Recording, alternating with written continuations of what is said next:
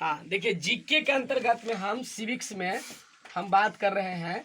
आज एक और टॉपिक लेकर आए हैं, संसदीय समितियां।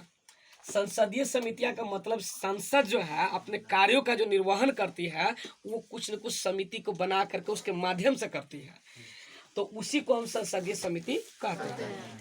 संसद विभिन्न समितियों के माध्यम से कर्तव्यों का निर्वहन करती है।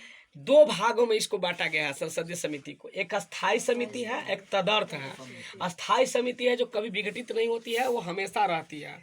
और तदर्थ है जो कुछ समय के लिए होता है फिर बदल जाता है।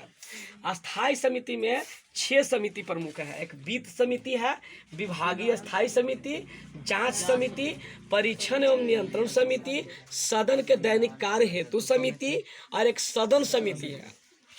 और तदर्थ समिति में आपको बस इतने दिमाग में रखना है। वित्त समिति में आप समझिए कि 4 है, लोक लेखा समिति, सार्वजनिक उपक्रम समिति, लाभ के पद पर समिति, अनुसूचित जातियों एवं अनुसूचित जनजाति के लिए समिति।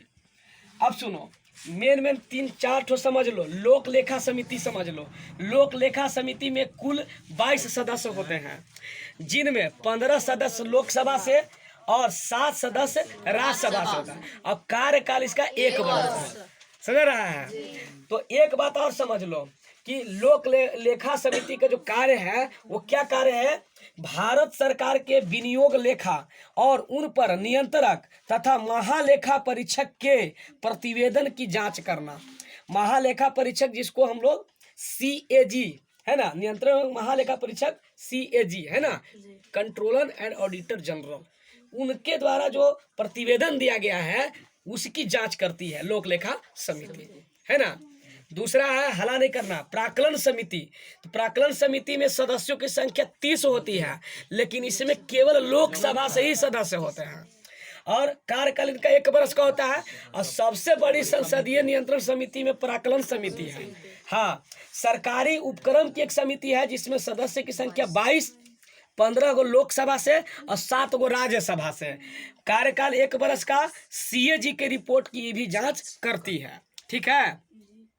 इसका काम को ये बता रहे थे यहाँ पर प्राक्कलन समिति का कार्य को थोड़ा समझ लो कि ये अधिक खर्चा हो रहा है कि नहीं हो रहा है, इसका जांच करता है। कार्य कुशलता, प्रशासनिक सुधार आदि का जांच करता है कौन, प्राक्कलन समिति करता है। और सुन लो, चौथा याचिका समिति। याचिका समिति में सदस्यों की संख्या 25 है, जहां लोकसभा से 15 सदस्य हैं और राज्यसभा से 10 हैं।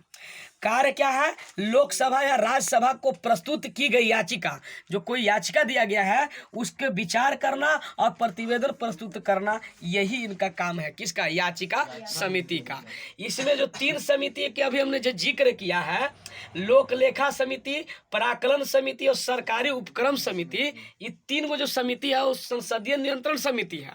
आ रहा बात समझ में। चौथा अलग है, चौथा तो याचिका समिति है। ये 3 ठो है जो संसदीय नियंत्रण समिति है। और सुन लो, प्राक्कलन समिति को छोड़ करके ये जो लोक लेखा समिति और सरकारी उपक्रम समिति और याचिका समिति है, ये 3 समिति में हम देख रहे हैं क्या कि लोकसभा और राज्यसभा से लगभग 2:1 में इसमें से सदस्यों को रखा जा रहा है, समझ रहा है। तो ये भी कोई क्वेश्चन पूछ देता है कि इन समिति में सदस्यों का अनुपात लोकसभा राज्यसभा से कितना होता है, तो 2:1। अब कोई क्वेश्चन पूछता है कि सबसे बड़ी समिति कौन है संसदीय नियंत्रण का, तो प्राक्कलन समिति है।